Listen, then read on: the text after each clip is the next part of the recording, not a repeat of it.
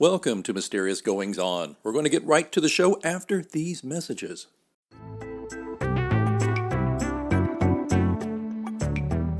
You know, I love podcasting. I have since 2006, back when you had to use like a Dixie cup with string to make the thing work. And that's why I'm so excited that we recently moved Mysterious Goings On to Anchor FM to record our podcast. I gotta tell you, I don't regret it a bit. If you haven't heard about Anchor, it's the easiest way to make a podcast. Let me explain.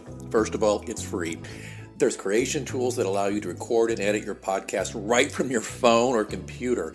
Anchor will distribute your podcast for you so it can be heard on Spotify, Apple Podcasts, and many more. And you can make money from your podcast with no minimum listenership. It's everything you need to make a podcast all in one place. I'm not going to lie to you, when I first heard about Anchor, I was a little dubious because I've been doing it the hard way for so long. But I got to tell you, it's very easy. Use a Stripe account. Get sponsors. You're not paying monthly hosting fees. The sound quality is great. The distribution is phenomenal. Friends, download the free Anchor app today if you want to start your own podcast, or go to anchor.fm to get started. Remember, you heard it here first on Mysterious Goings On.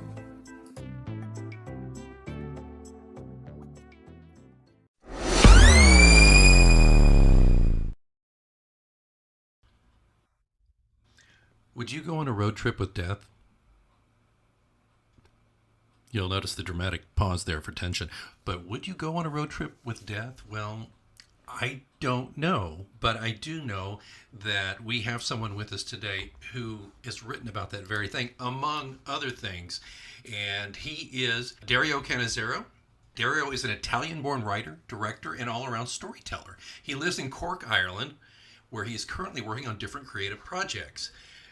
Dario, I just think we could talk about so many things. Just the fact that you're an Italian living in Cork, and the home of Jameson, by the way, I believe. So it is. Hi, Alex. Well, hi, and welcome. Yes, and welcome, and it's good to have you.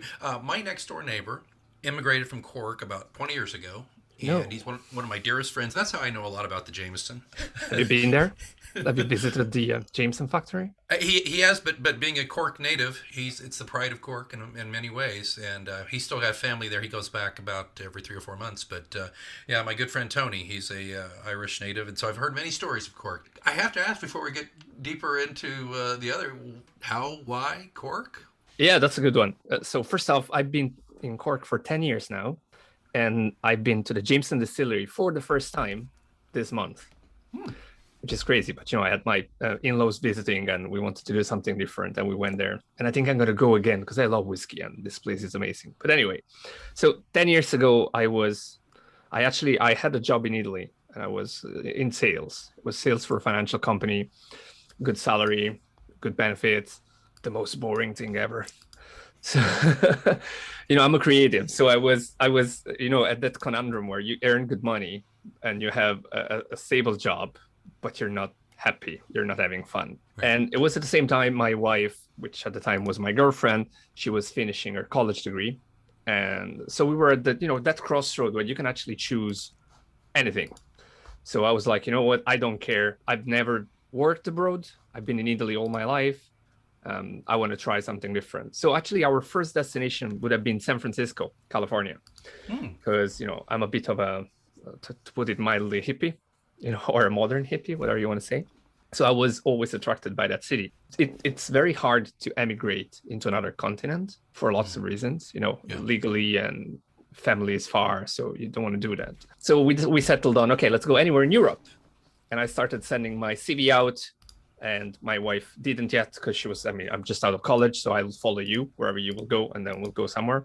So I was lucky enough to get, a couple of job offers around Europe, specifically France, and I actually got another one in Ireland, in Dublin, and then I got one in Cork from Apple. You know the company, I bet. I've heard a few things about them. Yeah, they do phones and stuff. Yeah, and I was a big fan already back in the days. So even I've never been to Cork, and I only had my interview via Skype at the time. I actually got offered a job there, and it was among all of them, it was the one that was paying less, and it was the one in the only city I've never seen in my life. But it was my wife. She said, yeah, but you like the company a lot, don't you? I'm like, yeah, I do. Well, let's go there. Worst case scenario, we change.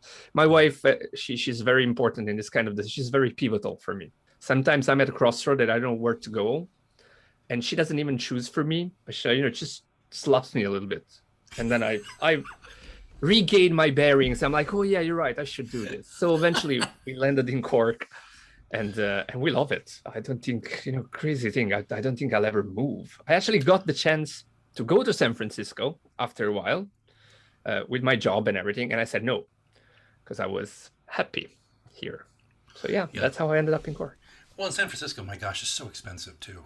Oh my gosh. I mean, beautiful but expensive, yeah. Beautiful but expensive, yeah. I've been there once, and yeah, same thing. I'll be going to Cork down the road, and it's beers are on me if you drink beer or whiskey. I was just getting ready to invite myself to see you. I was going to say, it's not that big. If I'm there in town, I mean, you can't act like you don't know me on the street. So there you Impossible. But yeah, beers on you. I'm there. Well, Dario, I'm just fascinated by that, because I really do believe that where we write often informs so much of what we write. And if you don't mind, I'd love to just leap into your writing here. Dead Men Naked, a novel. Let's go there for a minute. Not to actual naked dead men, but let's go to the book. So was it written in Ireland, or was it written in Italy? It was written in Ireland. And yeah, actually, the title can be misleading. It's not a necrophiliac erotica, not at all. It's from a poem by Dylan Thomas. It's a verse from a poem, which is, and that shall have no dominion. And Dead Men Naked, it's a metaphorical nakedness, right? When you are in front of the end of times. Right. So I loved that poem, and I loved that quote, from the poem. So I was like, yeah, that's a great title. But it's a great title because I know the book. And if you don't know the book, and I have a very good friend of mine, this is an anecdote I always share. She bought the book on Amazon on the day of the release, and she sent me a screenshot of her phone. And Amazon sends you those alerts when you buy. So she was like, your package containing Dead Men Naked has been shipped. Yeah. But I was in Cork, and I remember I had written other longer stories. I had written a novelette in Italian and many short stories, and I wrote some short stories in English, and I was okay. I think it's time. I had this idea that I wanted to explore the concept of my mortality, because it's something I struggle with, because I'm like a pendulum. I oscillate between I'm not sure God is there, and then I'm like, oh yeah, God is there, and it's always like this, right? So I wanted to explore this kind of concepts and the death and everything. And I remember staring at the blank page, like every writer, and I was like, okay, how do I start this? Because I didn't have a specific idea. The only idea I had is we have to meet death eventually, right? Right. And then I was like, what if I met her or him or whatever now? What would happen? What would I do? And that was the first idea. And then it started out like this, and it veered very soon into magical realism or urban fantasy, whichever you want to say. Because I was like, okay, maybe if we like we do with everything, if we anthropomorphize death, right? If we give it a human resemblance or human characteristics, maybe it's going to be easier to deal with it, talk with it. And that was the beginning of the story. Or if you want, the core idea, the core concept. And then what happened there is that I started writing, and it came out very easily, I have to say, which I was surprised. I had to stick to a routine, like waking up every morning at 5 or things like that, because I think it helps me. But the story is basically this everyday guy who is in love with poetry. He studied poetry, and he actually lives in San Francisco. So San Francisco comes back somehow. And he's out with his friend, and they're on a night out, drinking and having fun. And they decide to check out the weird guy that lives in the attic in their building. And it turns out it's death itself. And this creates weird things, of course. First of all, and spoiler alert, his best friend there dies on the spot. But it happens in the first chapter of the book, so I'm not giving out anything. And from there, Louis, which is the name of the main character, struggles to understand what's happening. So he doesn't know, did I see something? Did I actually see death? Did I see something else? What was happening there? And also he has to struggle with the loss of his best friend. So this is the feeling there. But because I don't want to write heavy stuff, if you want, I wanted to make it more lighthearted. That actually shows up. And he befriends Louis. And for reasons that I'm not going to explain, they will have to go on a road trip together to do stuff and to find the things that will make Lou's life better, if you want. And so it starts the weirdest road trip ever, with this normal dude who is in love with poetry and death itself. Oh my gosh, I love this. This is right up my alley. I love this. And so, as we rage against the dying of the light, and I'm with you, the pendulum, I'm the same. And as I get older, I struggle with that quite a bit. But I'd love to read this. This sounds like not only, interesting on the woo-woo level, but more. Listeners, you can't see Dario. I can. We have a little rapport here. He's got this twinkle in his eye. I can just imagine this is going to be a hell of a trip. So let me ask you a little bit about you as a writer. I see on your website, which is really great, and folks, there'll be a link in the show notes. Don't worry. That you also have I think it's an old VW van, and you got a surfboard and all that. Are you unusual on the out there in Ireland with your surfboard and your van? So surfboards, there's not many surfers in Ireland, but there's enough. So I don't want to say we know each other, but we kind of know each other because there's not many. Now with the pandemic in the past year and a half, there's a lot of people that took up surfing, so the lineup is a bit crowded. But I'm sure it's going to dwindle down in winter time when the water is incredibly cold and only the brave will face it.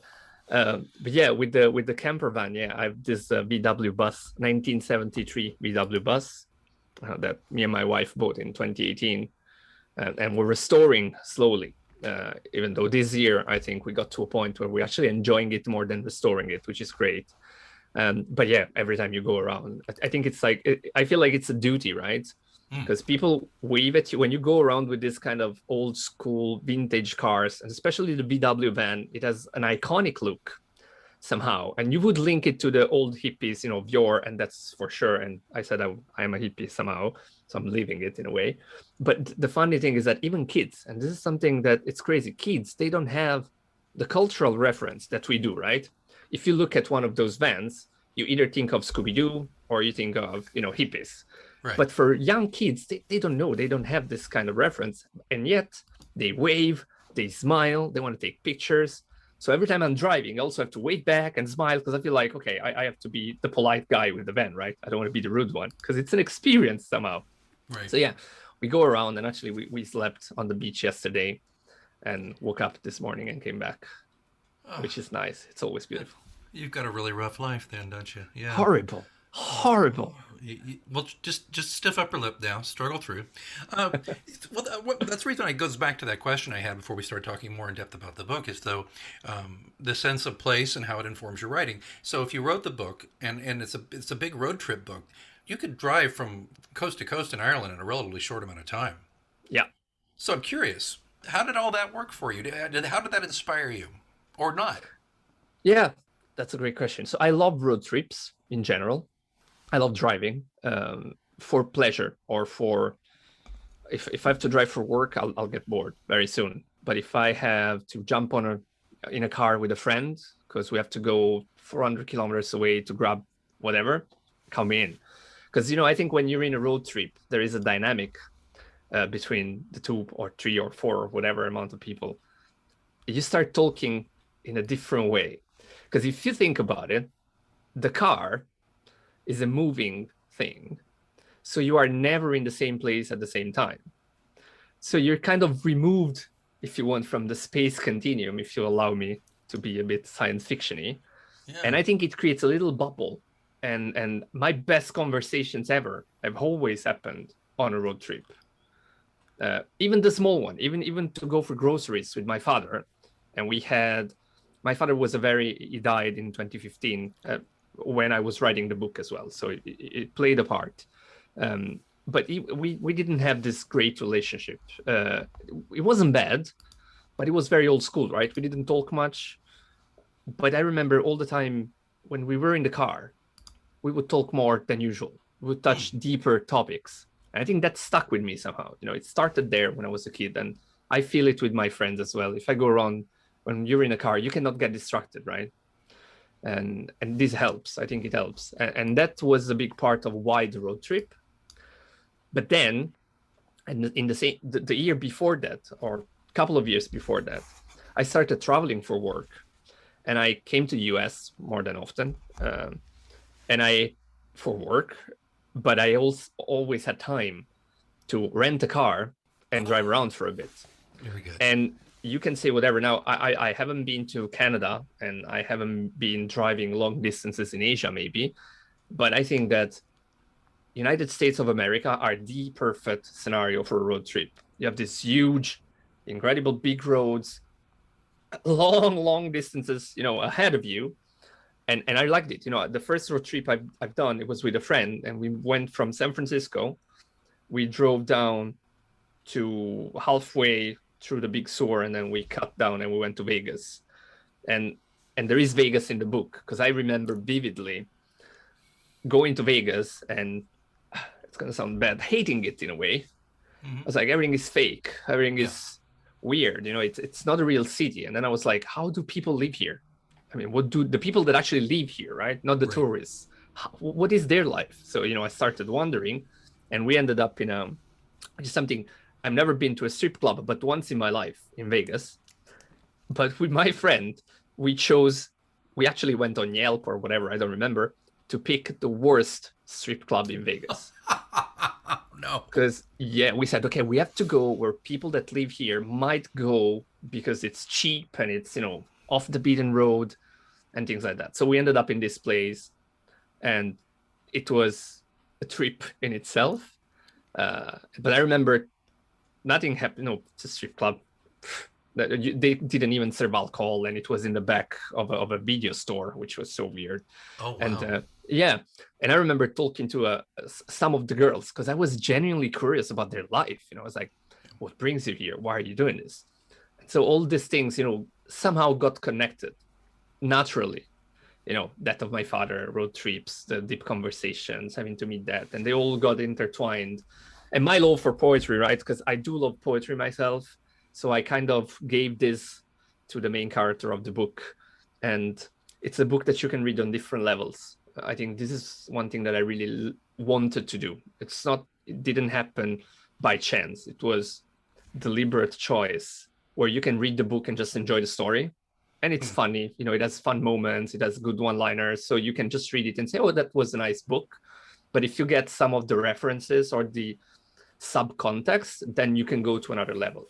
And that was the hardest part for me, because it's very hard to go deep, but allow people to swim in the shallow water if they want to. It was very hard. Wow, I've never heard it described quite that way, but it's interesting. I as a writer myself, that's the tightrope I try to walk as well. You don't want to be pedantic, you don't want to be heavy-handed, but you want to have something there for both types of readers, I think. There's the reader who just hears road trip, let's go, and then there's the other one who's like, road trip, it's you're putting it to another Russian. Yes, exactly. But America. See, that's why I wanted to ask the question, because and this is, I think, one thing that I think you hit it on the head. There's one very positive aspect of the American the American flavor, or whatever you want to call it, is that wide open spaces. And lots of highways and lots of byways and off-roads and things like that. So it's interesting. Since I first read Travels with Charlie by Steinbeck back when I was a very young man, the idea, right? Just the very idea. And then William Lee's Teat Moon, and then there's all these different road books. And that's one reason why I was very attracted to what you're doing when we booked you on the show, was to look at this, because I love a good road trip. I love it. Even the little brief parts of one of my favorite films, Local Hero. where the American is driving to the very tiny Scottish village, and they can't even keep going because the fog is so deep. They just have to pull over. And anyway, I don't mean to go on. Well, Dario, I like this, but I wanted to ask. From there, is this where you found an even tougher challenge? Is this where you went to short stories when you wrote this? Did you think, oh, I can't do another novel, or do I have this backwards?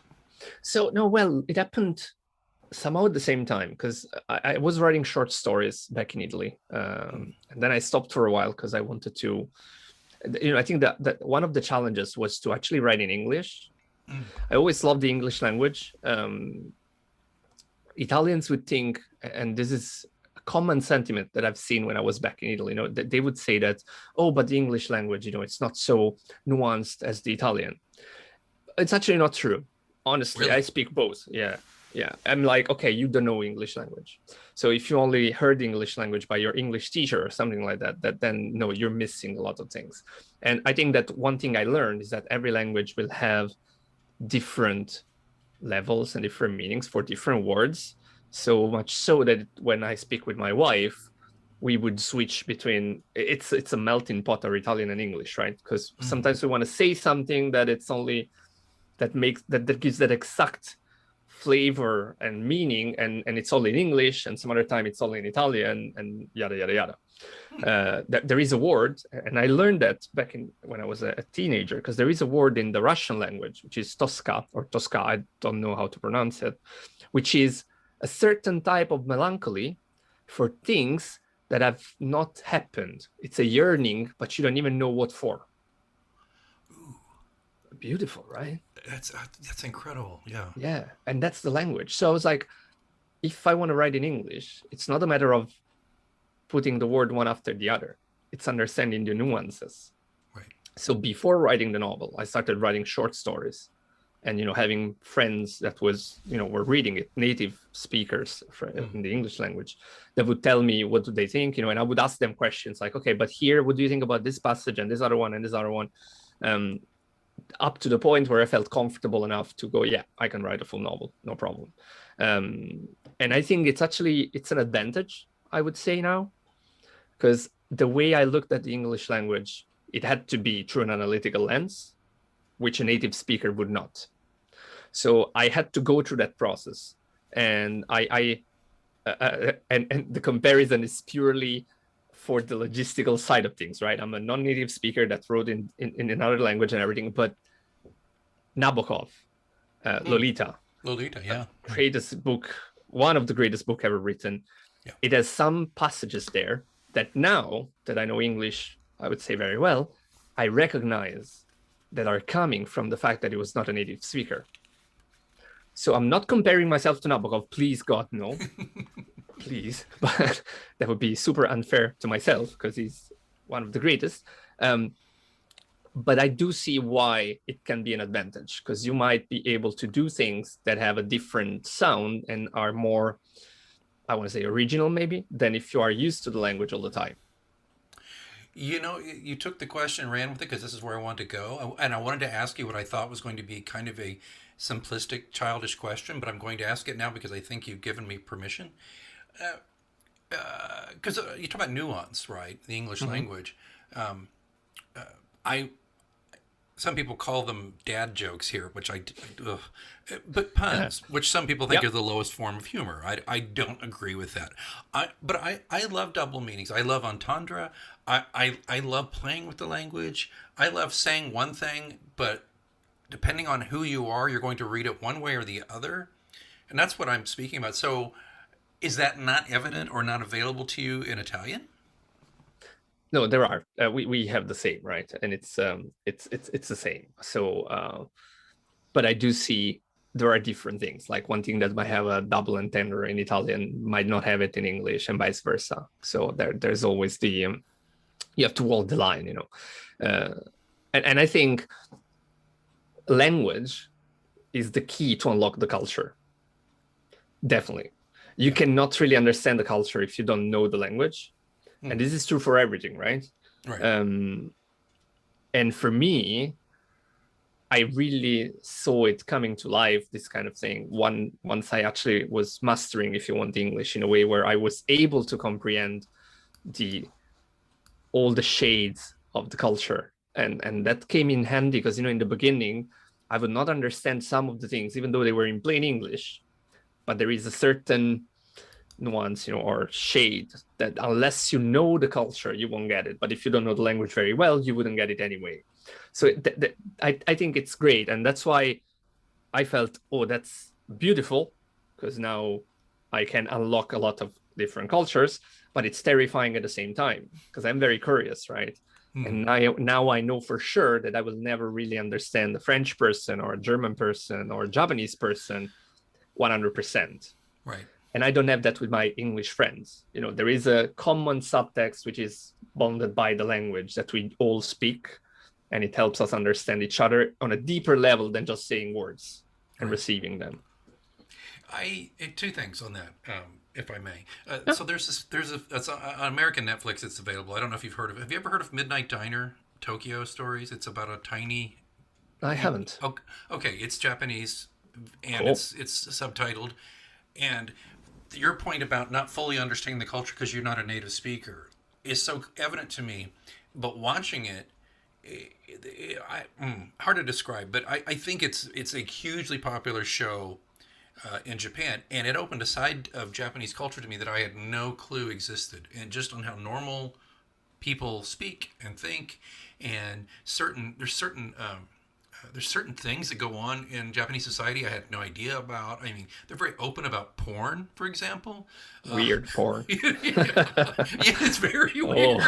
Oh, and they go, some of the episodes, go right into some stuff, but that's not the point. So there's that.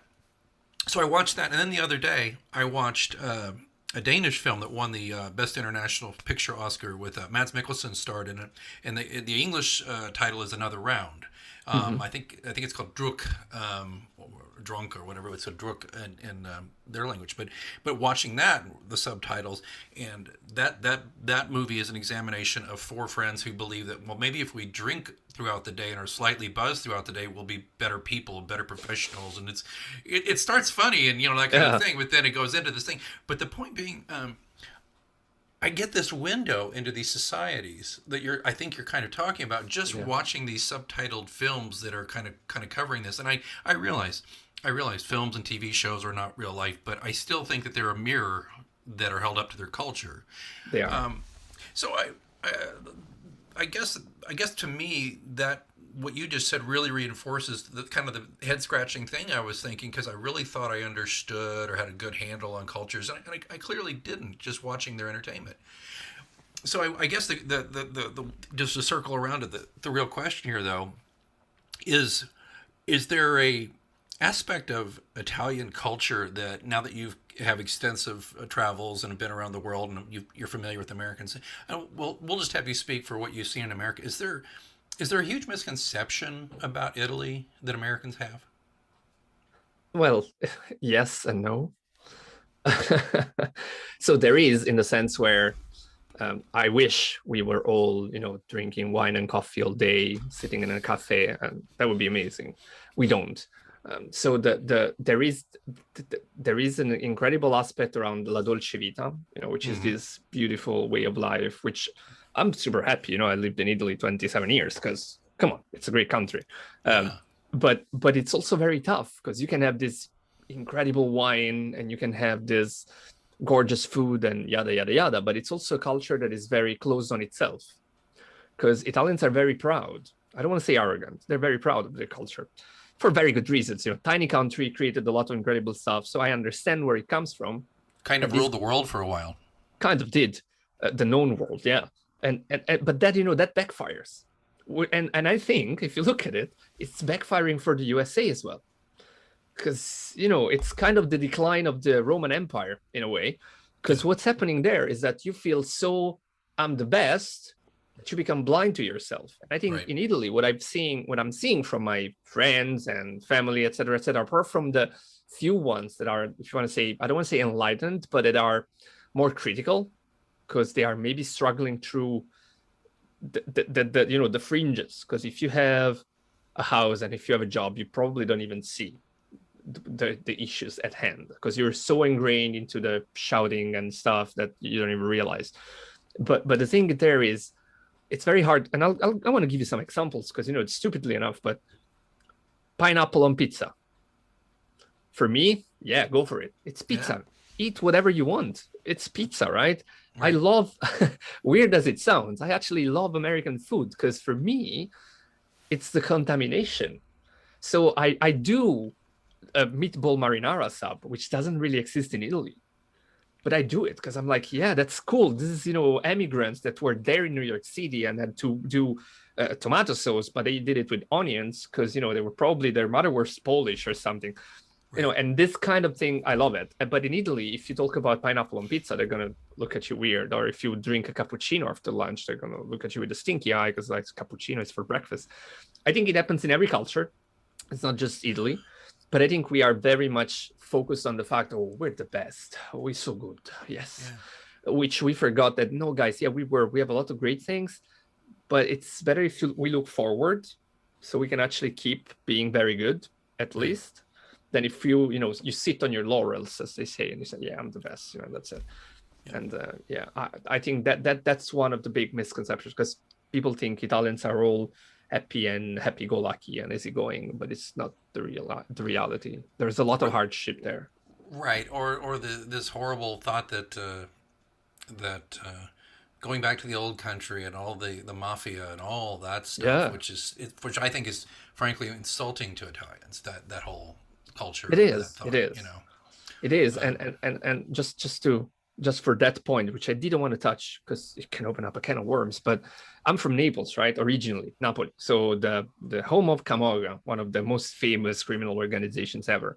And it is there. So it is true that it's there, but like it would be in any other big city, right? I'm sure there's mafia in New York City, probably run by Italians or Irish.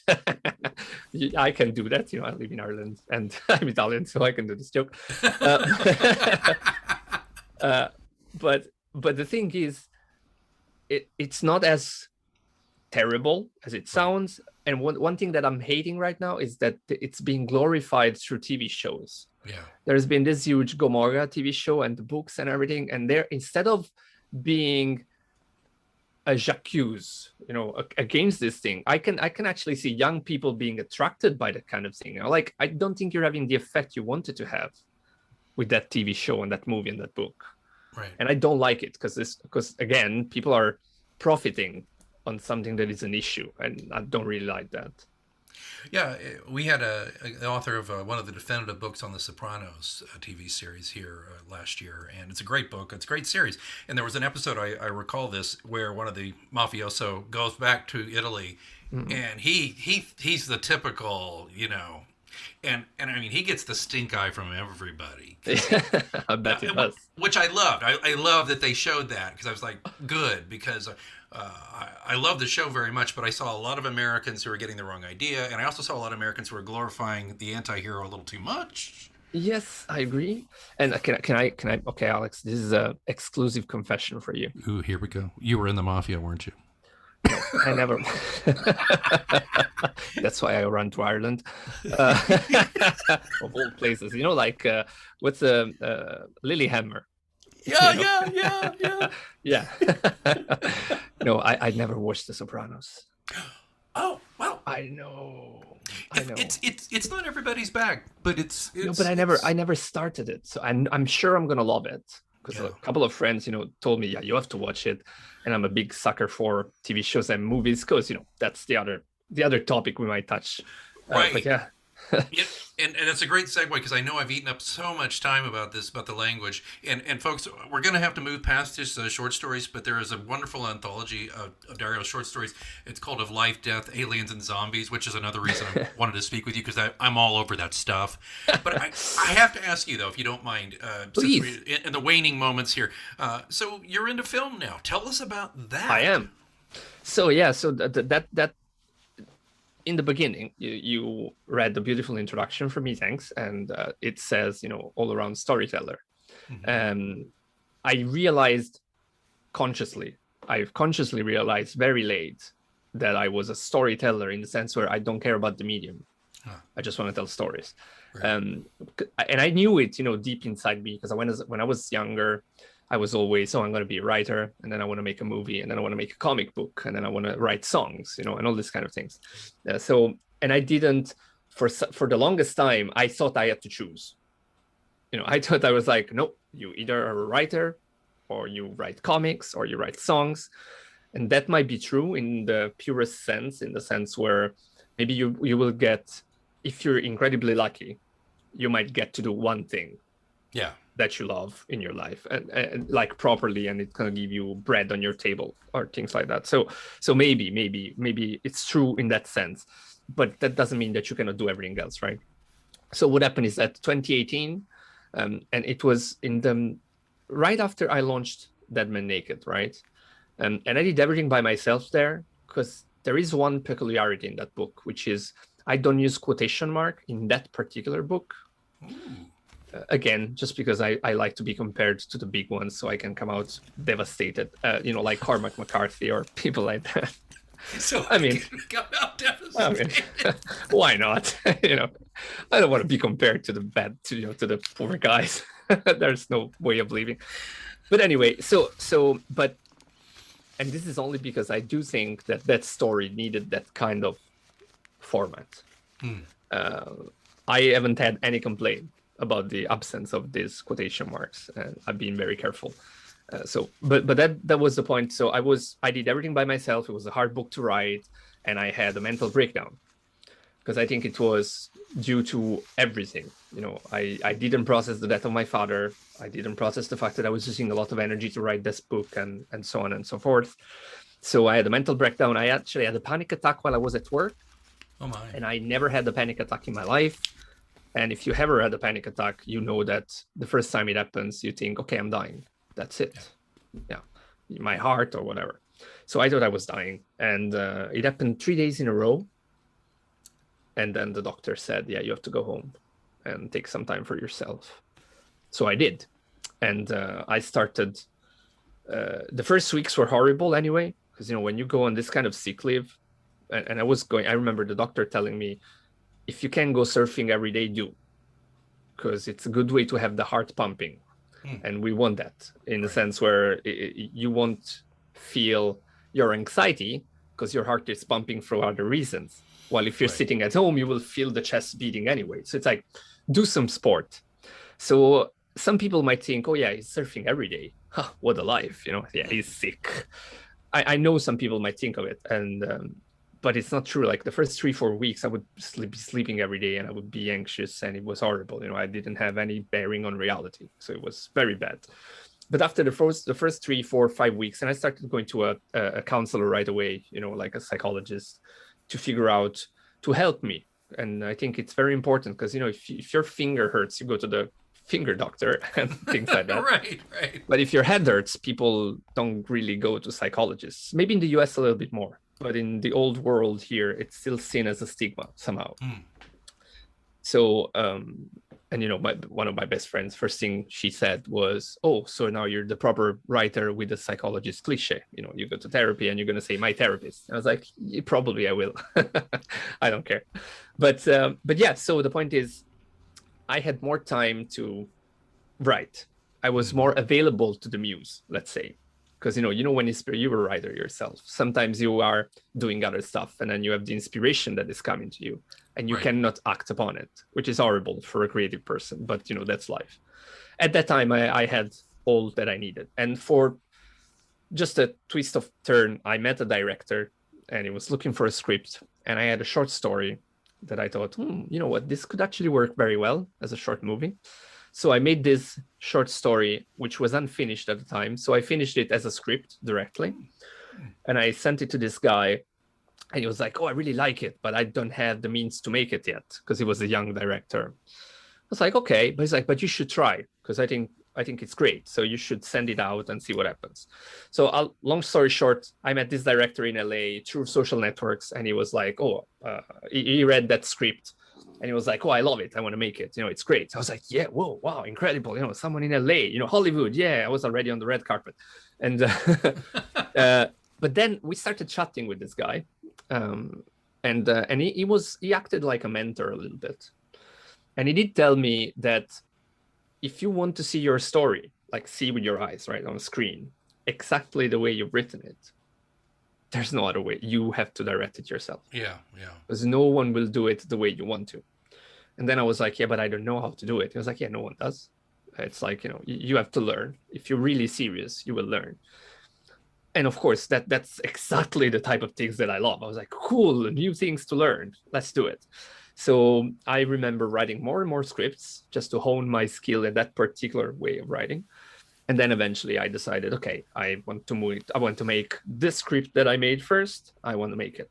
Before doing that, I decided to make a shorter one, like an exercise, if you want. So I wrote that one, and it was just a dialogue, if you want, dialogue-based, 6 minutes short, between a low-life gang member and his fiancée, and he brings home a gun.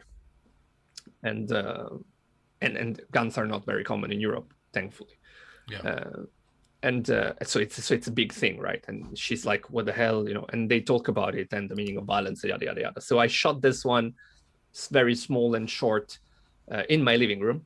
I shot it there in February 2020, and then in March I was ready to shoot the bigger short, if you want, but then COVID hit, so I never started that one. The good thing is that the first one that I made, the exercise, ended up to be a little bit better than I expected. So I enrolled a friend to make the score. He's a very good composer, and he made the score for me, and we sent it to a couple of festivals. It got into a couple of small festivals, which was for me a great result for a first try. It's called Trigger Warning. It's not openly available yet, but I'll put it on YouTube, I think, by the end of 2021. Because for me, I don't, it's nothing. I'm very critical with myself, so I don't think Trigger Warning will ever win a festival. If it does, there's something wrong with the festival. But it's a nice one, so I'm gonna, release it into the wild, like everything with art. But in the beginning, when you send it to festivals, it has to be, you cannot be public, right? So I had to keep it private for a while. But the good one is actually, going back to Japan, it ended up in a small indie festival in Tokyo, where it was nominated for Best Writing, and the actress won Best Actress. Hey. So it was nice. Yeah, I know, right? Small victories are big enough for me. I was very happy to hear that. But then now that COVID is, fingers crossed, going away, let's say, I will resume with the film making. So I will make The Last Contract, which is the one that I set out to make first, which is a story about an Irish an Irish hitman, which is hired by an old man to do a contract on a guy that is actually dying in a hospital. So it's a weird situation there. And then after that one, I have another one in pipeline, which is about the devil himself. And this is going to be my trilogy of short movies that is going to serve the purpose to actually raise some funds for a proper movie that I want to direct, that I already written.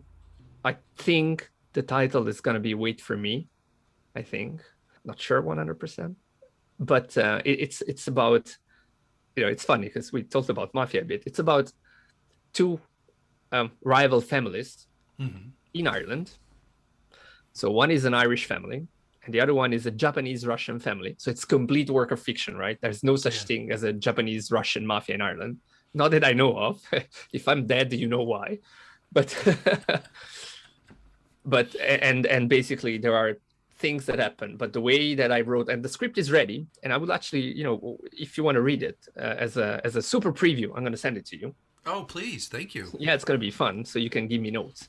But it's very much, I want to say, very Quentin Tarantino or Guy Ritchie or, this kind of crime comedy that I want to do. Lock, Stock, and Two Smoking Barrels is one of my top 10 favorite films. Beautiful movie. And of course, beautiful Tarantino. Film. Yeah. But those are, Dario, and I hate to do this because we've gone long here, but I've enjoyed it so much. But please send me that script. But I will. I am fascinated. I love your take on things. Thanks. I'm really. I love all the. Well, it's just the little the niche that you're writing about and all that stuff, and I love this stuff, and Cool. I'm so happy I got a chance to meet you. And I would just like to say there's an open invitation. You come back when the film's closer to ready, or if you got some updates, we'd love to have you back. Do send me that screenplay. But I'm going to give you the last word. I'll ask you a question, and then I'll let you have the last word with that. Where does everybody else go to find out more about you and your work? Thanks, Alex. So you can find me on social networks, right? So I have a website, which is www.dariowrites.com. And from there, you can go anywhere else. But I'm on Facebook with the same handle. I'm on Twitter with the same handle. And I'm on Instagram with the same handle. However, I'm very old school. So if you write me on Twitter or Facebook or Instagram, I'll probably see it in 2 weeks. But if you want to write me, emails are nice. So if you go on my website, you can find the way to contact me there, but I will answer on all the others as well. And of course, at the moment, you can buy my books on Amazon in your country. Dario Cannizaro, I would go on a road trip with you and Death. I would love to ride shotgun with you guys. I tell you, that would be cool. Yeah. Well, there are beers in our future, I bet, when you come to Cork. And Absolutely. Dario, thank you so much. Thanks, Alex. I know we just scratched the surface, and we'll get you back. But again, that's DarioWrites.com. Go to mgopod.com for the show notes. You're not just going to get your usual show notes with one link and audios. You're going to get pictures of this handsome man. You're going to get pictures of his book cover. You're going to get links. And I don't know, if he's got something on YouTube, I'll find it and put it on there. I'm just kidding. He probably's like, no, don't do that yet. But anyway, Dario Cannizaro, thank you for joining us here on Mysterious Thanks, Alex. Goings On. It's been a pleasure. This episode is brought to you by Spotify and Anchor, your source for the best in music, podcasts, and more. You can also be someone who helps bring more to your life with Mysterious Goings On by being a listener supporter. Please click on the link in our show notes and you will be offered 3 tiers for support. We have a 99-cent per month tier, $4.99 per month, and $9.99 per month. You can buy it with Google Pay or use with a credit card instead. This helps keep the show going. I could use your support if you really enjoy Mysterious Goings On, and lots of you have since 2016. We'd love to keep going, and some listener support like you would be very, very helpful to me in keeping the show moving right along there. So, as I always say at the end of every show, keep reading, but also keep listening, and please consider supporting Mysterious Goings On.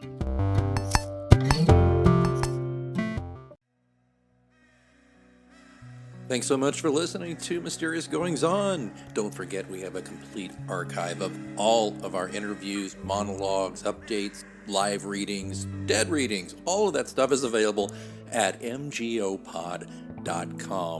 And of course, don't forget to subscribe to us so you never miss an episode. We're on Apple Podcasts, Spotify, all the usual suspects. Please join us there. Again, don't forget, mgopod.com also has links where to find me on social media and how to get in touch in case you want to be a guest here on the show. Well, I think it's time that I move on for this week, but until next time, keep reading.